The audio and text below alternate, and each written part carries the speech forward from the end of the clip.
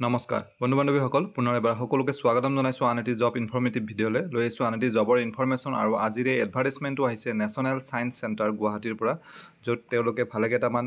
grade 3 পদৰ বাবে আবেদন বিচাৰিছে গতিকে পলম নকৰি আহক আমি গোটেই ডিটেইল এডভাৰটাইজমেণ্টটো চাইছোঁ নেশ্যনেল ছায়েন্স চেণ্টাৰ গুৱাহাটীত খানাপাৰাত আছে আৰু ইয়াত ৰেগুলাৰ পোষ্ট হয় অৰ্থাৎ পাৰ্মানেণ্ট পোষ্ট হয় এইকেইটা এক্সিবিশ্যন এছিষ্টেণ্টৰ পদ আছে এটা এডুকেশ্যন এছিষ্টেণ্টৰ এটা পদ আছে টেকনিচিয়ানৰ 4টা পদ আছে আৰু অফিচ এছিষ্টেণ্টৰ এটা পদ আছে এতিয়া আমি ডিটেইলছখিনি চাই গৈছোঁ এটা এটাকে এক্সিবিশ্যন এছিষ্টেণ্ট এ এটা পোষ্ট আছে আনৰিজাৰ্ভ পোষ্ট পে মেট্ৰিক্স 29200 পৰা বেচিক পে ষ্টাৰ্ট হ'ব এইটো পে লেভেল 5ৰ পোষ্ট হয় আৰু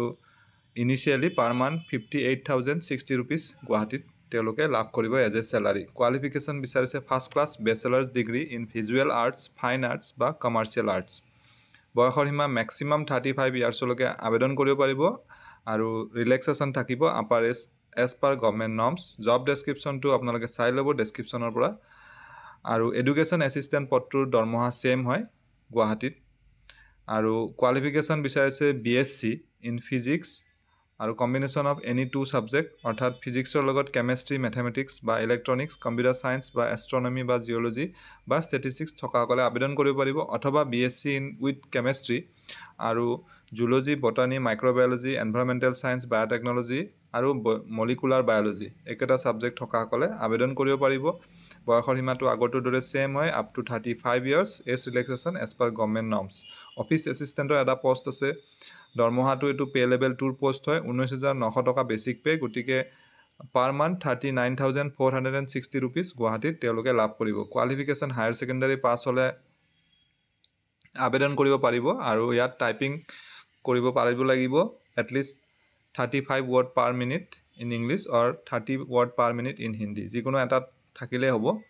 আৰু বয়সৰ সীমা ইয়াত 25 ইয়াৰ্ছলৈকে দিছে ধৰি আৰু আপাৰ এজটো ৰিলেক্সেশ্যন হ'ব এজ পাৰ গভৰ্ণমেণ্ট নৰ্মছ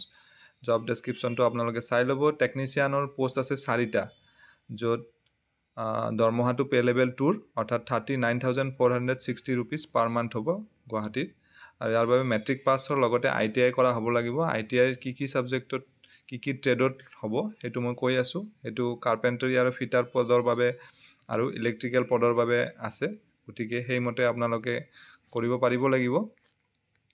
ইয়াতে কাৰ্পেণ্টাৰৰ 2টা পোষ্ট আছে ফিটাৰৰ এটা আৰু ইলেক্ট্ৰিকেলৰ এটা পোষ্ট আছে আৰু ইয়াত এই এডভাৰটাইজমেণ্টখন মই ডেছক্ৰিপশ্যনত দি দিম ডাউনলোড লিংকটো তাৰ পৰা আপোনালোকে ডাউনলোড কৰি চাই ল'ব যিসকলে ইণ্টাৰেষ্টেড তথা এলিজিবল হয় অনলাইন যোগে আবেদন কৰিব লাগিব ৱেবছাইটটো ইয়াত দিয়া আছে এডভাৰটাইজমেণ্টখনৰ পৰা আপোনালোকে চাই ল'ব পাৰিব আৰু এপ্লিকেশ্যন ফিটো 885 rupees পে' কৰিব লাগিব জেনেৰেল তথা OBC কেণ্ডিডেটছে 750 rupees ফিজ লগতে 18% GST আৰু ওমেন কেণ্ডিডেট তথা SC ST কেণ্ডিডেট আৰু PWBD কেণ্ডিডেটসকলে কোনো পে'মেণ্ট কৰিব নালাগে তেওঁলোকৰ বাবে এক্সাম কৰা হৈছে এপ্লিকেশ্যন ফিটো